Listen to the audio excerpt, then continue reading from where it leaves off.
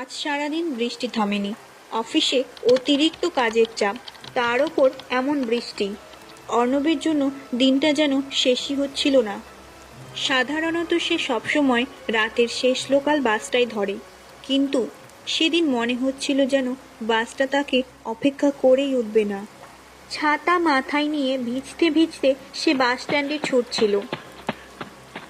বাসটা ঠিক সামনে থেকে ছেড়ে দিতে যাচ্ছিল। কোনো মতে ড্রাইভারকে ডাক দিয়ে তাকে থামিয়ে অর্ণব বাসে উঠে পড়ল। বাসটা অদ্ভুতভাবে ফাঁকা, শুধু পেছনের সিটে বসে থাকা অর্ণব, আর বাসের সামনের দিকটায় দুজন। বাইরে ঝরঝর বৃষ্টি আর ঠান্ডা হাওয়ায় অর্ণবের চোখ দুটো ভারী হয়ে আসছিল। একটু চোখ বন্ধ করলে ক্ষতি কি, এই ভেবে সে জানলার পাশে হেলান দিল। কয়েক মিনিটের মধ্যেই হালকা তন্দ্রা এসে গেল, কিন্তু অর্ণবের চোখ খুলতেই সব দৃশ্য পাল্টে গেছে। এতক্ষণ ফাঁকা থাকা বাসটা একদম ভর্তি, দাঁড়ানোর জায়গাটুকুও নেই। অর্ণব অবাক হয়ে বলল, এরা উঠল কখন?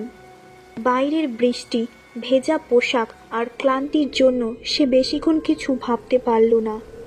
বৃষ্টি হচ্ছে, হয়তো কোনো স্টপে অনেক লোক দাঁড়িয়েছিল। সে আবার চোখ বুজল। কিছুক্ষণ পরেই বাস একটা ঝাঁকি দিল। অর্ণব চোখ খুলল, দেখে আবার সেই ফাঁকা বাস। না কোনো স্টপে নামার শব্দ, না কেউ নামলো, কিন্তু সবাই উধাও। বেগতিক গন্ধে তার মাথা খারাপ হয়ে গেল। ঠিক তখন পাশের সিটে দেখা গেল এক বৃদ্ধ লোককে। কবে যে এসে বসেছে সে টেরই পায়নি। বৃদ্ধের চোখে ঘুম নেই, অথচ মুখে এক রহস্যময় হাসি। বৃদ্ধ বলল, রাত 12টার পর এই বাসে বেশি লোক ওঠে না রে বাবা। অর্ণব কৌতূহল সামলাতে পারল না।